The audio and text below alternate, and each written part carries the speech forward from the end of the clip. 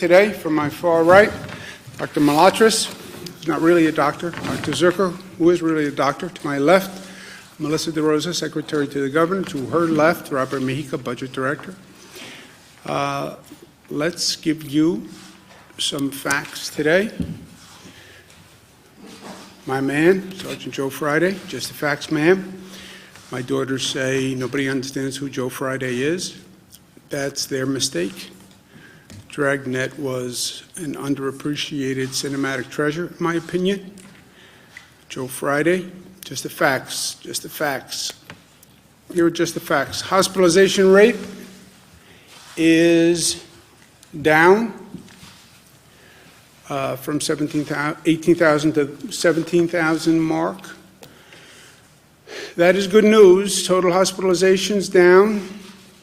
We talk about the flattening of the curve, the apex. How long is it flat? When does it start to curve? We don't know, but this is a good sign today.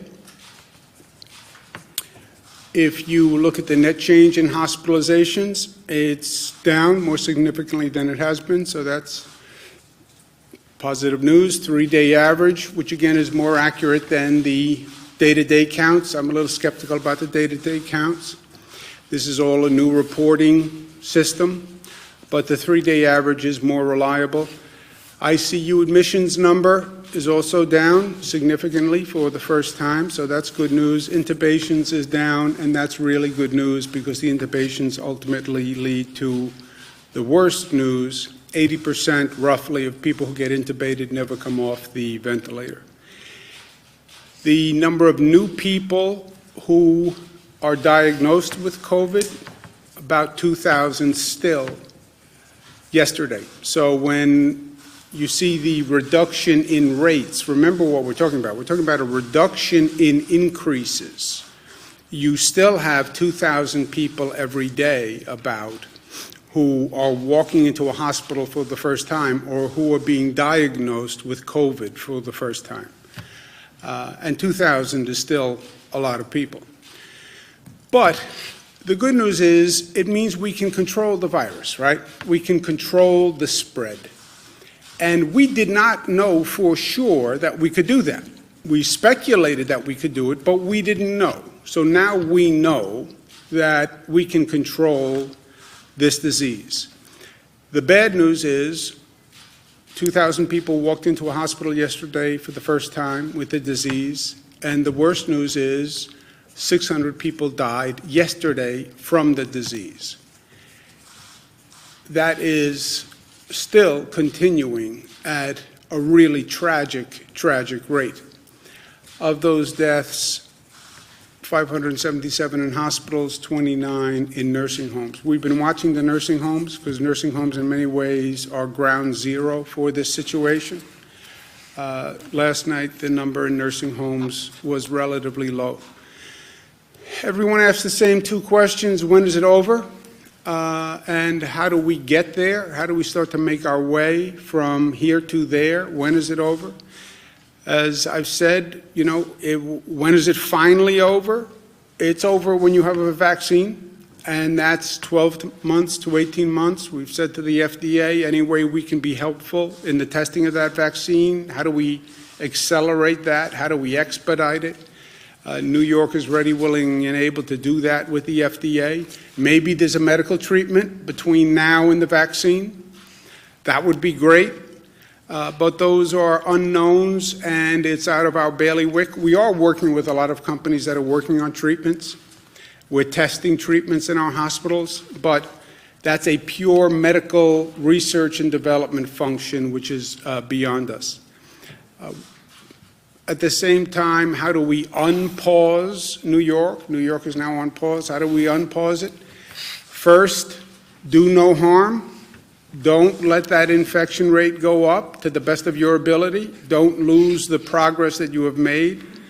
Second, now go back that we have some stability and we can actually work with the healthcare system, which we had on overdrive for many weeks, and we had increased the capacity, as you remember. Every hospital had to increase capacity 50%. I mean, just think about that. 50% more beds, staffing those beds during this horrific period. Now we have a chance to be more intelligent, frankly, about handling our healthcare system. Testing and tracing, testing and tracing, testing and tracing, and we need the federal government to work with us on that. And then phasing an economic return to the quote-unquote new normal, right? Those are all activities that are going on at the same time, and that's our plan to quote-unquote unpause New York.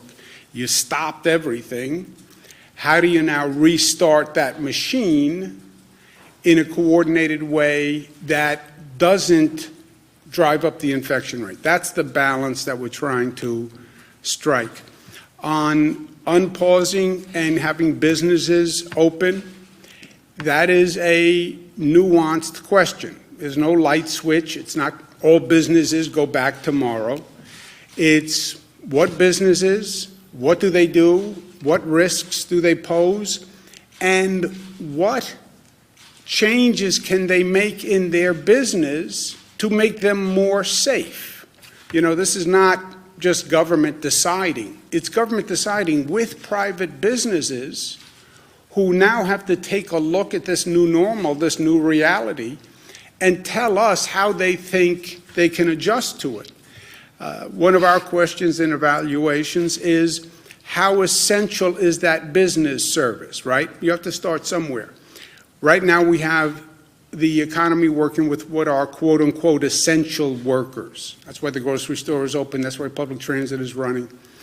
All right, so we want to start to bring the economy back, move up one tranche on how you define essential. What's the next level of essential businesses? Are there certain businesses that are inherently safer or can be safer?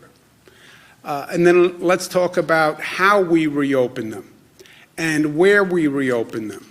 And these are all questions that we have to work through on a case-by-case basis. But there is a matrix. And the matrix is how important is the business to society, how essential a service, and how risky is that business from a rate of infection. And obviously, the more essential a business, the lower the risk, the more they are a priority. And then how do you do it? You do it in phases of priority, and then you phase it up the way we phased it down, which is by percentages. And this is going to be an ongoing process over the coming weeks that we're working through with the other states. But the what, the how, the when, looking at how important that business is and what the risk that business poses, and then do it in coordination with our other states, because this is really a regional issue and it should be addressed on that basis. Coordinating with the other states doesn't mean we'll always be in lockstep, but we'll talk through everything first, and hopefully we're not doing something that's contradictory to another state at a minimum.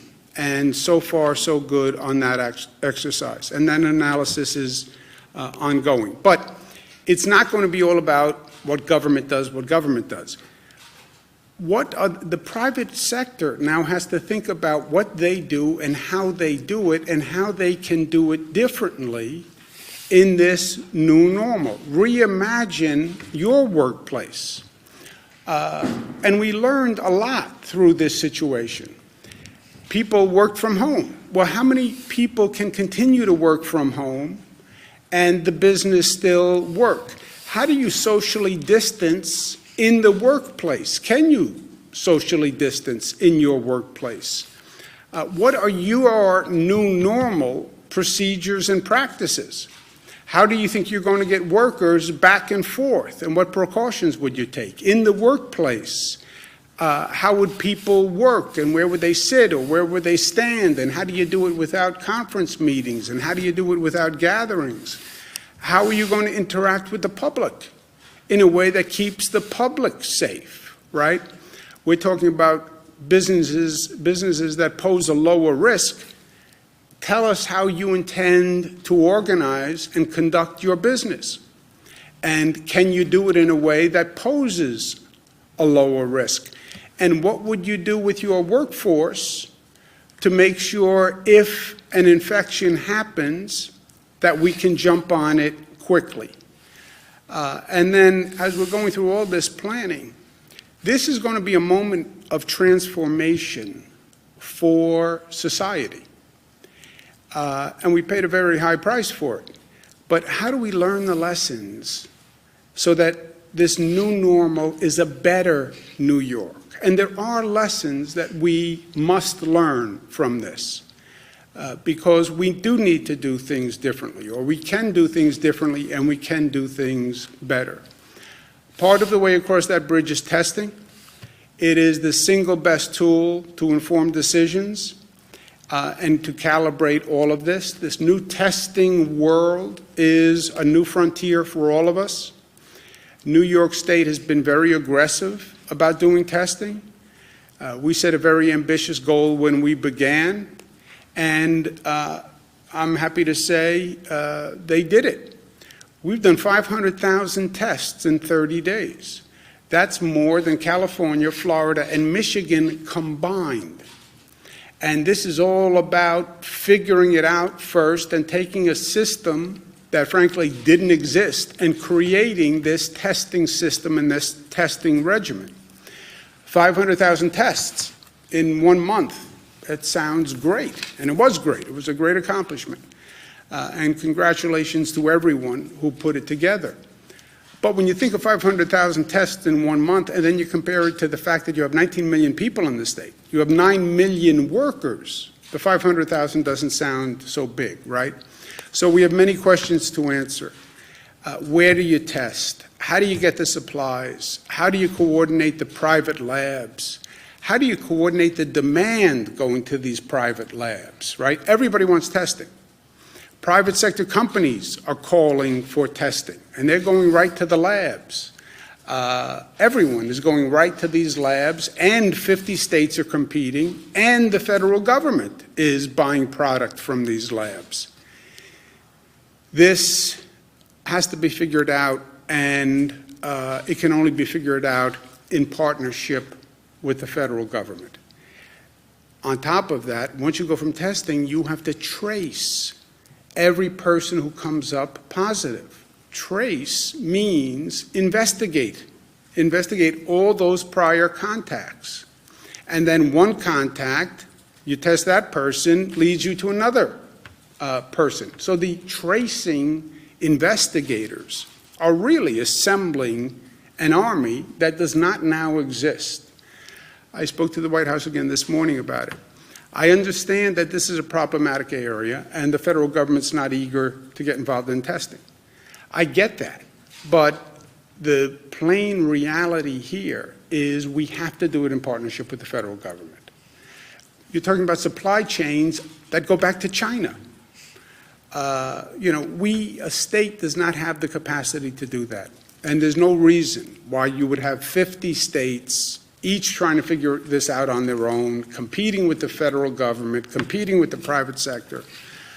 So I'm very much looking forward to the federal government's willingness to tackle this, understanding that it will be imperfect at best. But if we work together, we can do better than any of us could do alone. And that's what this is all about. You're not going to achieve optimum performance. You can't put together this national system with perfection. So people are understandably reluctant to get involved. But understanding the risk and understanding that it's never going to be done perfectly, if we work together, we can do better. And that's what we have to actually accomplish. We have to strengthen the healthcare system. Our surge in Flex, which is the first time we've ever called upon all these hospitals to work together and coordinate. Every hospital was basically its own enterprise. And then we go back and say, well, you all have to work together and coordinate, and we're going to help you coordinate. It was first time that's ever happened. We understand about a stockpile like we've never understood before. We understand about sharing resources like we've never understood before. And we understand about sharing among states and how good people were to New York when we needed it, and states stepping up and sending us ventilators. And I said, New Yorkers, don't forget, and New Yorkers are the most generous and most gracious, and we'll be there when people need help. New Jersey is still looking at their curve rising. The wave hasn't crested in New Jersey. They're our neighbors. Anything we can do to help. I've told Governor Murphy all he has to do is ask. We're here, and we're going to send 100 ventilators to New Jersey. But the key to all of this, the calibration, is the infection rate. And this gets a little technical, but I need people to really understand this. Why don't you open tomorrow? Because we're afraid the infection rate will go up. And everything we've been doing is to slow the infection rate. Well, how do you track the infection rate? We don't. We don't track infection rates. We see hospitalization rates, which are different. A hospitalization rate is a person who got infected and became seriously ill, so they had to go to the hospital. But we don't know how many people have been infected or are getting infected. We only know at this point how many people walk into a hospital, okay? Or how many people get tested in a nursing home. If you have advanced testing, then you'll have a better idea what % of your population has actually been exposed. That's what the antibody testing is all about. But the key is, as you're making this calibration on the reopening of the economy, as you're bringing more people out of their homes, how fast is that virus spreading, and how quickly is that infection rate rising, right? Dr. Fauci said early on that this virus spreads. It does it very well. And we know that, and we've learned it the hard way. The rate of infection is everything, okay? All those early projection models assumed a higher rate of infection, a higher rate of spread. That's why they were calling for so many more hospital beds, many more mortalities, because they projected a higher rate of spread.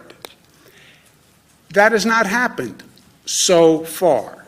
Caveat, so far. We've controlled the beast. We've brought the rate of spread down. If their rate of spread actually happened, we would have been in a much, much worse situation, and we would have been in a really bad place. I mean, their projections were staggering, and it didn't happen because we slowed the models. But remember what they were talking about. CDC, which is supposed to be the preeminent source, 160 million to 214 million people infected, they were projecting. That was only March 13th. That's what the CDC was projecting. You know how many 160 to 214 million are? We only have 328 million people in the country.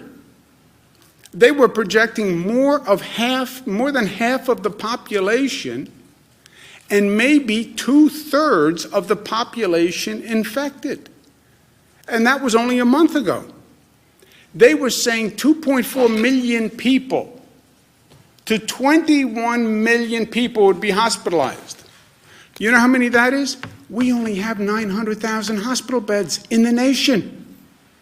They were saying, by their projection, a minimum of twice as many people would need hospital beds as we have hospital beds. Just imagine that. That was the CDC. The White House Coronavirus Task Force, the same thing. White House Coronavirus Task Force was saying 1.5 to 2.2 million deaths.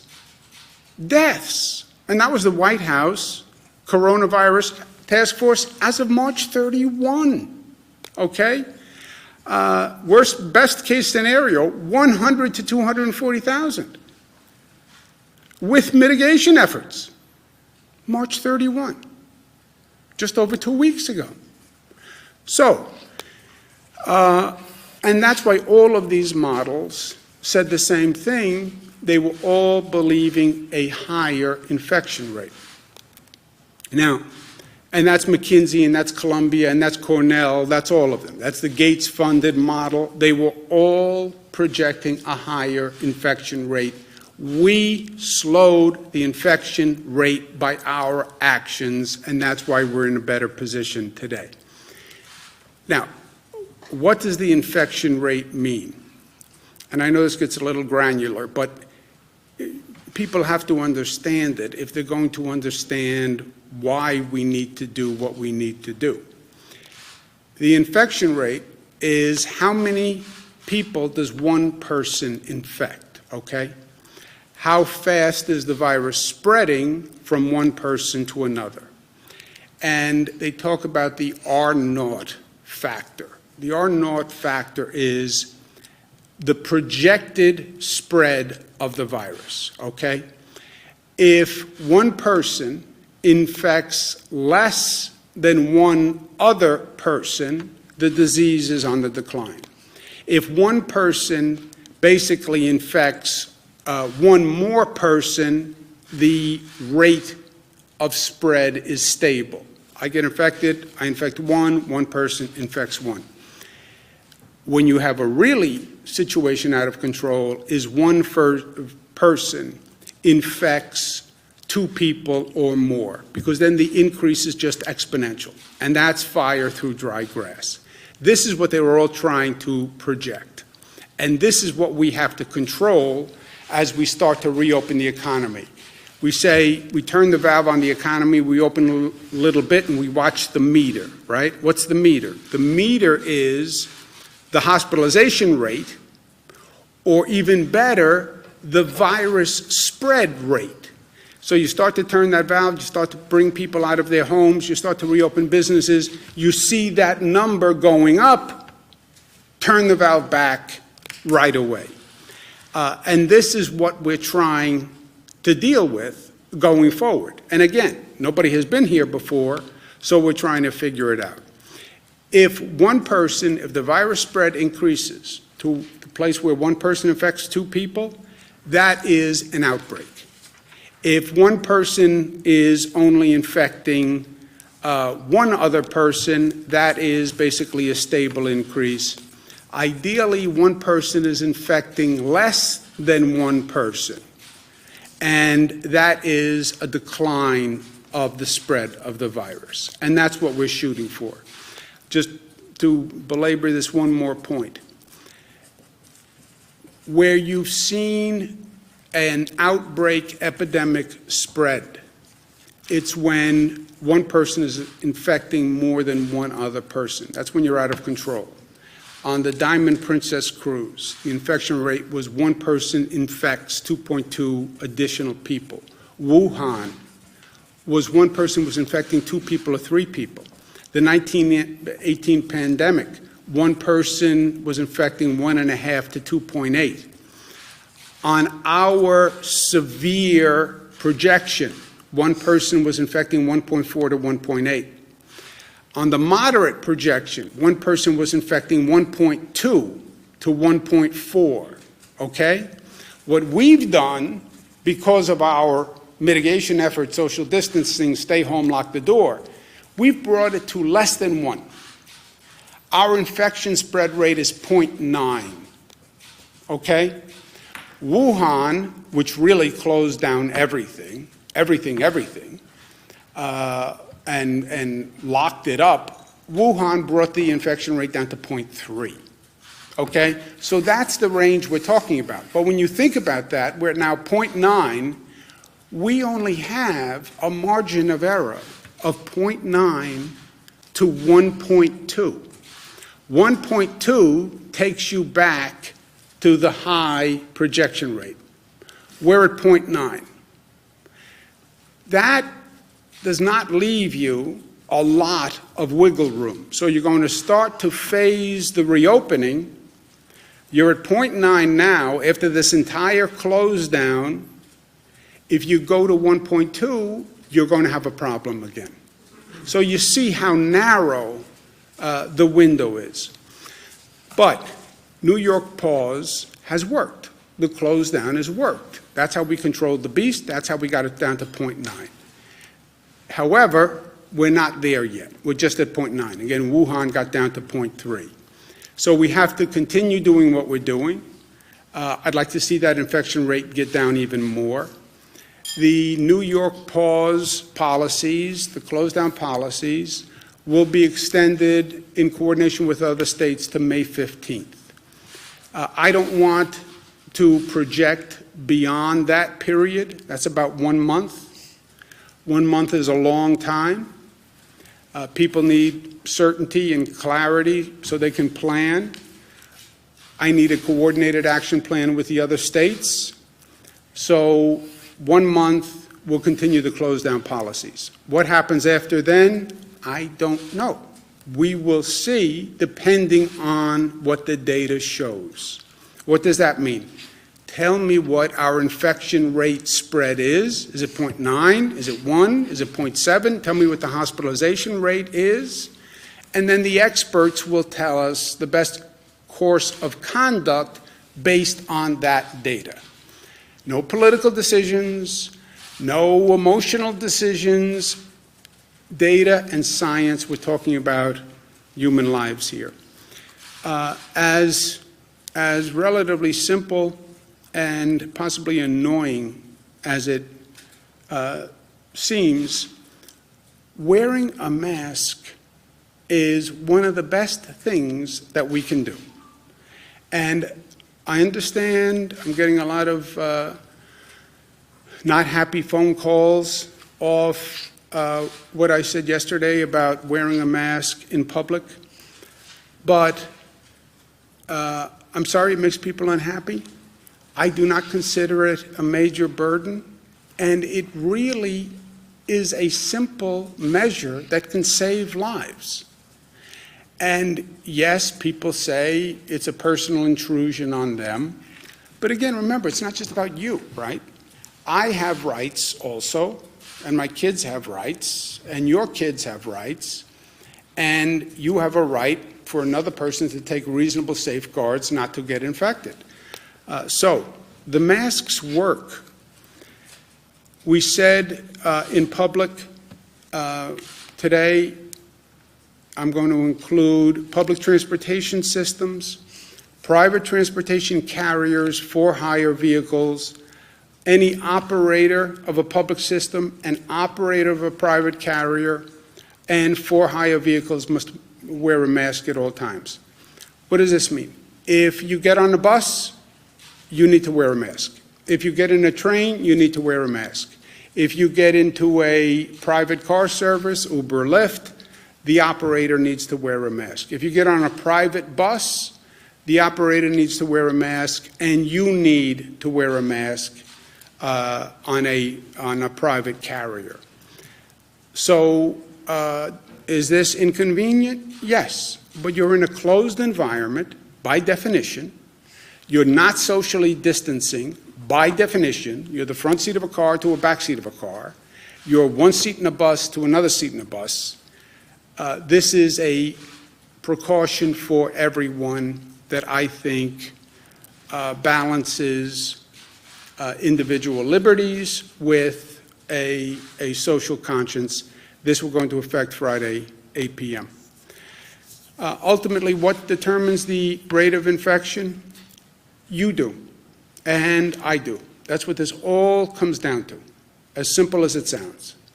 It's not about government. It's not about anything else. It's about what people decide to do and what people have decided to do. They have brought this infection rate down. It's that simple. Nurses, doctors did a phenomenal job. First responders did a phenomenal job. Essential workers did a phenomenal job. But that rate came down because people changed their behavior. That's what happened.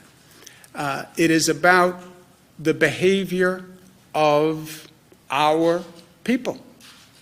It's that simple. It's our behavior. It's our level of discipline.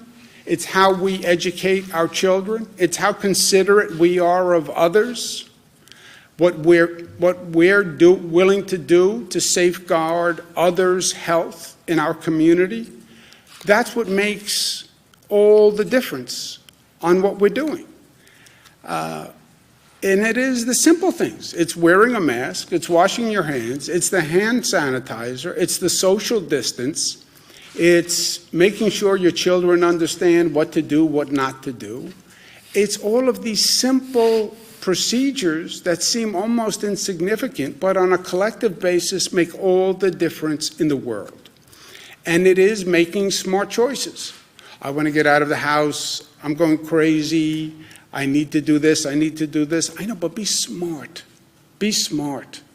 And engage what you're doing relative to everyone else and relative to the overall goal. But I will tell you, and I don't know that people truly appreciated this, I don't know that I did, of all the unique aspects that we have learned going through this, the most positive and the most surprising to me has been how people have responded. The policies that I have communicated are not worth the paper they are printed on. I could stand up here as governor and say, we must do this, we must do this, we must do this. These are some of the most life-changing policies government has ever issued. Think about it. This is not government saying, here's your tax rate, here's age of voting. This is government saying, stay in your house, don't touch another person, wear a mask. Government, I don't even have the ability to enforce these measures on any scale if people said, I'm not willing to do it. These policies, which are difficult, which are life-changing, they are being implemented by people because people are choosing to do the right thing. It is that simple. And what this is all about, today, the masks on transportation. I trust in New Yorkers. You know, I believe if the facts are presented to the people in this state, New Yorkers will do the right thing. What is the right thing? There's always a right thing. It is the appropriate path that is socially and morally correct. And New Yorkers have a very strong right thing quotient. They know what the right thing is when they hear it. And all I'm trying to do is give them the facts and the information to explain why I'm suggesting these actions. They decide whether or not to follow them. I can't put a mask on 17 million people. 17 million people will decide whether or not they'll do it. But they have done it because they have the facts, they have the information, they understand the risks, they understand the rewards, they understand the consequences, and what they have done has worked. And it's brought this state forward, and it'll bring this nation forward. And that's New Yorkers at their best. And that's because we are New York tough, and because New York tough is more complex than the word suggests. It's smart, it's united, it's disciplined, and it's loving. And New Yorkers have proven that time and time again, every day for 46 days. Questions? Governor, let me 10 nursing home residents have died of COVID-19. Can we do this today? Let's try something new. Let's not all talk over everyone. I'll make sure we answer. I'll get to you to answer the question. And let's just start. You know what? Go to Jesse. Or let's go to you first. Okay. In Hornell, New York, at least 10 nursing home residents have died of COVID-19. Philmont, there have been at least 23 cases and 6 deaths at one nursing home. The state helped mass test 15 residents at a New Windsor assisted living facility. How many and which nursing homes have reported clusters, outbreaks, or requested mass testing from the state, and where are they? And is the state advising nursing homes facing outbreaks to open COVID-only units or transfer patients elsewhere, which we've seen at least in a couple I cases? will get you. I don't know. We have hundreds and hundreds of nursing homes in this state. So I don't know what has happened in every nursing home in the state. I don't have firsthand knowledge of what happened with the nursing homes in Hornell, New York, but we will get you today a list of information by nursing home to the best we have, and as we get that updated, we'll get it to you. Jesse? Governor, on the economic toll of this, Mayor de Blasio is talking about a $7.4 billion hit in terms of tax revenue. Have you discussed help for the city of New York vis-a-vis that, as well as, you know, the 1.2 million people who are now applying for unemployment in the state? Yeah, Jesse. It's simple. Yes, we've had multiple conversations. It's not just New York City. It's Nassau County, Suffolk County, Westchester County. It's every county in the state. It's every local government in the state. And the short answer is we cannot do it. You know, I have a $10 to $15 billion hole. So I'm not in any position to help any of them. That's why I've said this is where the federal government has to step in. And it defies understanding that the federal government is going to say, we've passed major pieces of legislation, pat us on the back, to protect the economy and move the economy forward, but you don't fund state and local governments? And when you don't fund the state and local government, it means the state and local government has to turn around and cut everybody that relies on them. It's not smart, it's not right, it's counterproductive. I understand you don't get the same political credit when you fund New York State or New York City or Nassau County or Suffolk County because it doesn't represent any voters, any people. It's just a governmental entity. I get that. And I get that politically they like to pass legislation where they can call up someone when they get home and say, hey, Jesse, I got a check for you. I understand that. But at one point, you have to put the politics aside and say, we have to do something that's actually makes a difference. And can you even pretend that you're addressing this crisis when you're starving state and local governments? And that's not a Democrat to Republicans. National Governors Association, headed by a chairman who's Republican, Governor Hogan, great guy, great governor. Myself as vice chairman, we sent a letter saying that to the administration. And by the way, I say it to my Democratic congressional members. I said to Senator Schumer, I said to Senator Gillibrand, you pass a piece of legislation that starves state and local governments, you're not helping the country. You're just not. Well, we have to get to yes. It doesn't matter to get to yes if the bill doesn't do what the purpose is. Bernadette? Just to follow on Marina's question real quickly, why has it taken so long to get specific information about specific nursing homes? That would seem to be in the public interest for people to know where people are dying. We're putting it together. You know, you have to appreciate the practical reality here. That's why I say watch this whole reporting system. You have hospitals that are dealing with hell every day.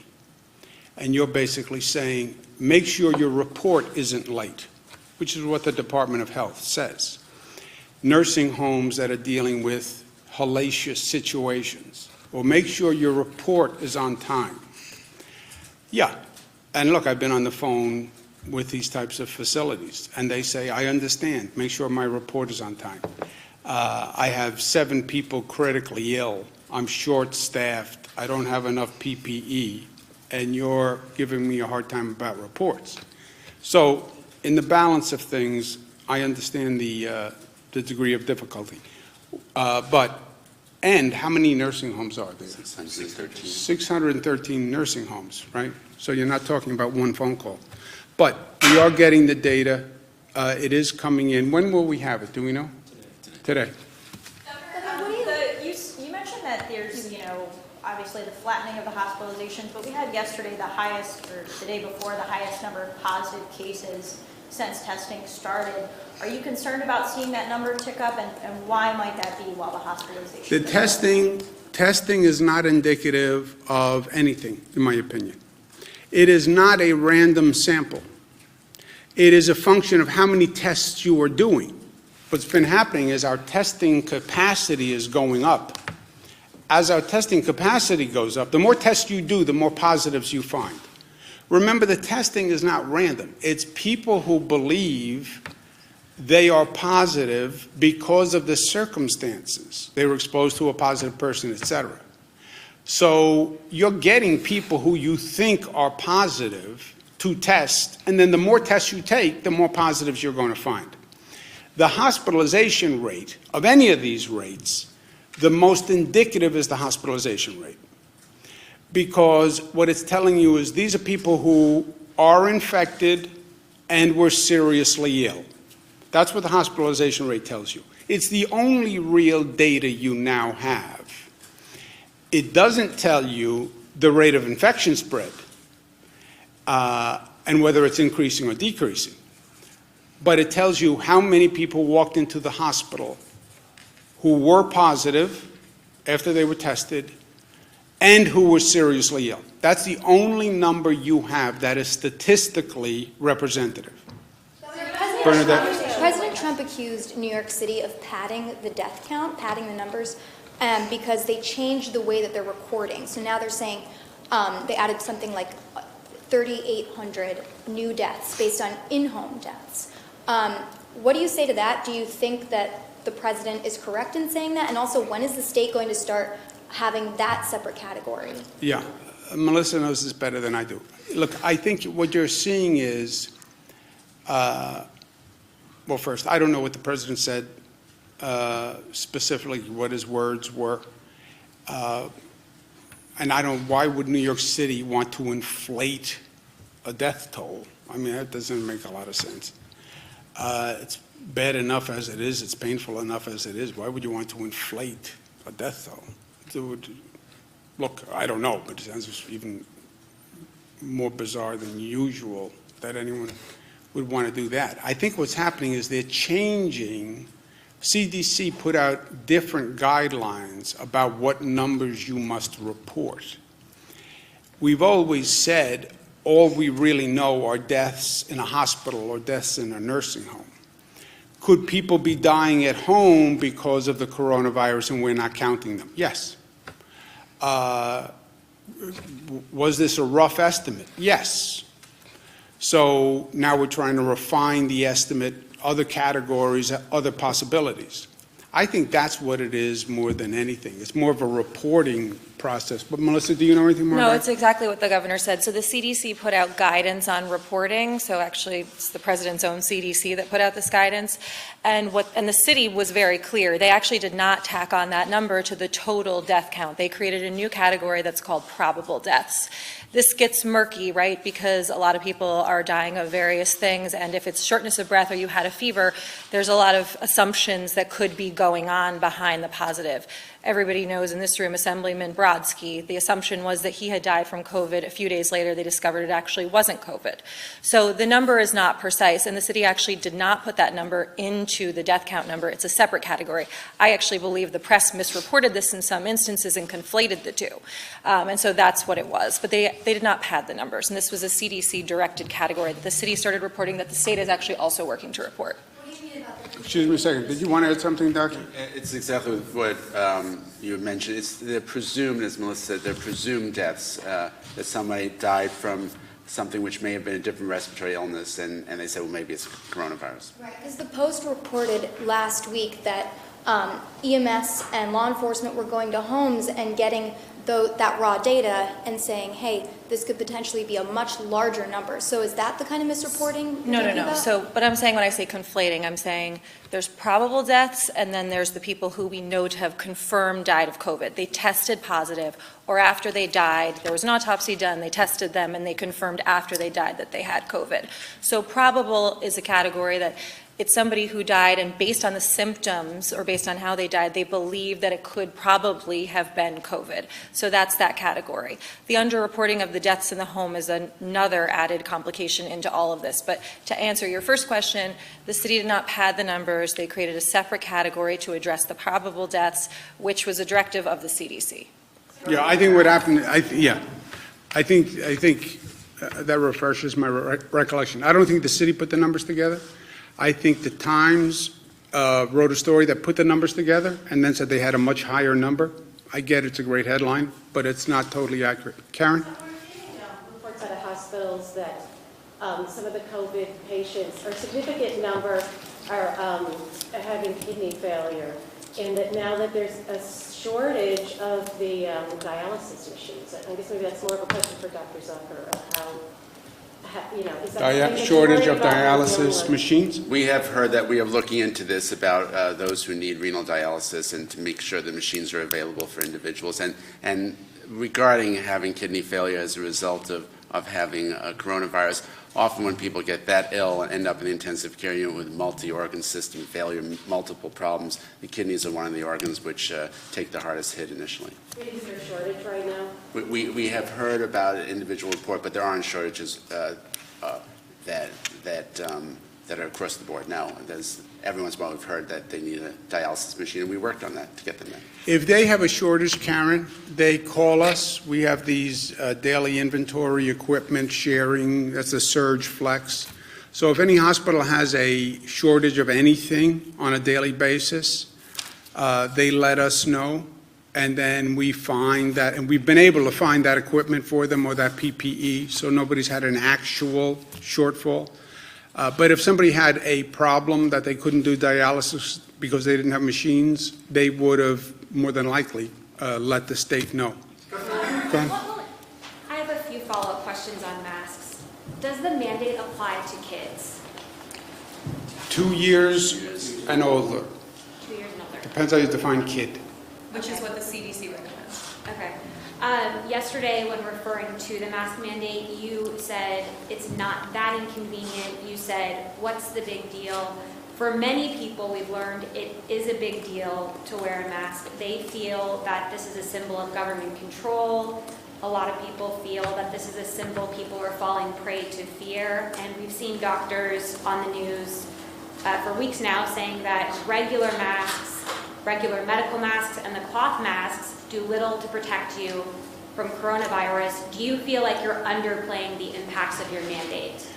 No, I said, I don't know how you're going to be underplaying. I said that I know there's a lot of opposition to this. I've had many people say they don't like it. So, no, I'm fully aware of the opposition to wearing a mask. It's a face covering, right? Just so we're all saying the same thing. It's a mask or a cloth covering of the nose and mouth. It doesn't have to be a mask. It could also be a cloth covering. But no, I understand that people do not like it. And people understand, some people do not like it. And some people think it is an imposition. And it is a government overreach. I understand that. By the way, some people think the close down order was a government overreach. Some people think that this is all a fabrication and a political conspiracy.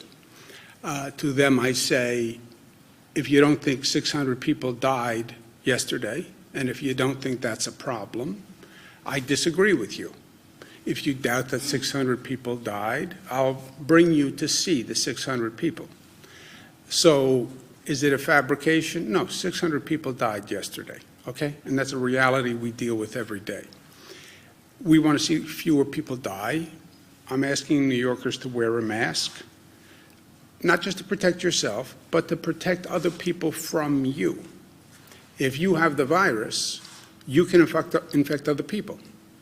And you have a liability, a responsibility not to infect me because you're sick. And that's what a mask would help. I understand the opposition. My phone's ringing off the hook with the opposition. I also understand what 600 deaths mean. I understand the toll on the healthcare system. I understand the nurses and the doctors who are stretched to their limits. I understand the police officers who go out there every day and who are afraid. And asking New Yorkers to wear a mask at this time, I think, is more than reasonable. I understand that people disagree. Are you wearing a mask on the day-to-day? When I am in public circumstances, yes. Here in this room, no. Let's do someone who didn't ask a What will it question. take for us not to have to social distance? You've said that a vaccine can take 12 to 18 months. Is that how long we'll have to social distance for? You know, it depends on how good we are at reducing the spread of the virus, and we don't know that. It also depends on when they come up with a medical treatment, and we don't know that. So I understand people want certainty and closure, but we don't have it. We don't have it. But just to follow on, Let's do someone who didn't ask a question. Josefa? California, Gavin Newsom is giving undocumented immigrants $500 since they were cut out of the federal stimulus package. Is New York considering doing something similar, and can we do that considering our financial state? Well, look, we financially, if we don't get the federal government to actually pass a piece of responsible legislation, and I've said to to the extent they care for my 2 cents, our senators, don't pass a piece of legislation if it's not responsible. Well, then they'll say we didn't pass legislation. Yeah, say I wouldn't I wouldn't pass an irresponsible piece of legislation. Better than passing an irresponsible piece of legislation, right? If those are the options, life is options. So yeah, we are at a point financially where we have a $10 to $15 billion deficit. Yesterday I was asked about, well, why not just let the raises go through for state workers?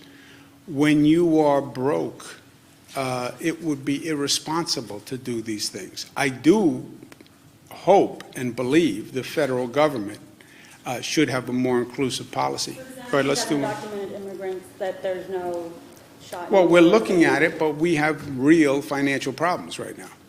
Hey, Governor, at a time when you're talking about the importance of regional coordination, it seems Governor Murphy is allowing state parks to stay open, yet here in New York State they are closed. Is that problematic? You know, as I said, there's not going to be 100% conformity of the plans. More, it's understanding what they're doing, what we're doing, so we don't conflict and bump into each other, which has happened in the past, because people make decisions. The state parks, look, I can argue it either way, right? All of these things are judgment calls, but I don't think that's especially problematic either. And regarding unemployment, we're hearing stories that people are still not getting return phone calls within 72 hours, particularly people who are self-employed, who have lengthy documentation to fill out. Has that been an issue? I don't know if it's for you. I have not heard that. Melissa, do you know where that is? So again, let's do some context here. As Jesse noted, and the Labor Department is going to be putting out the figures later today, another 400,000 people filed claims for uninsurance in the last week, the week ending this past Friday, which brings us up to 1.2 million claims in the last 5 weeks. To give you guys a sense of comparison, during the entirety of the 2008 crash, New York State lost 300,000 jobs. So in terms of the volume that the Department of Labor is dealing with, just for everyone's understanding.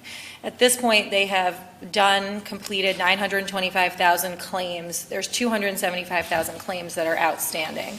Some of those people are from the last week. Some of those people, unfortunately, date back to the middle of March. Most of the people who date back to the middle of March are people who require additional forms for, as you said, people who are self-employed, people who are contractors, and so that process has been taking longer.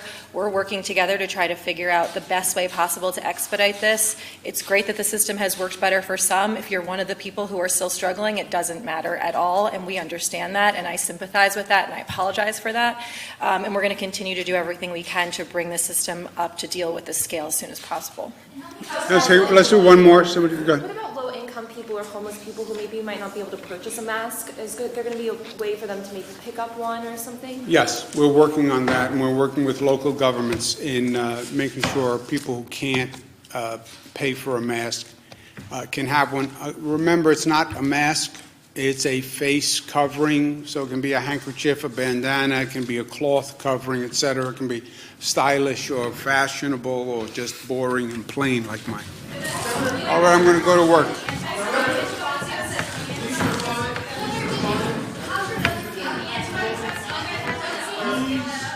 He's feeling better. Thank you for asking. His wife now tested positive, so he feels obviously. We're not sure how Christina, is my brother's wife, how she got the virus, but assuming he gave it to her because she was helping take care of him, He feels bad about that on a personal level, and on a practical level, he's sick in the basement. Christina's quarantined upstairs. They have 3 kids, so it's a practical hardship. But he's feeling better. Thank you very much for asking. Thank you.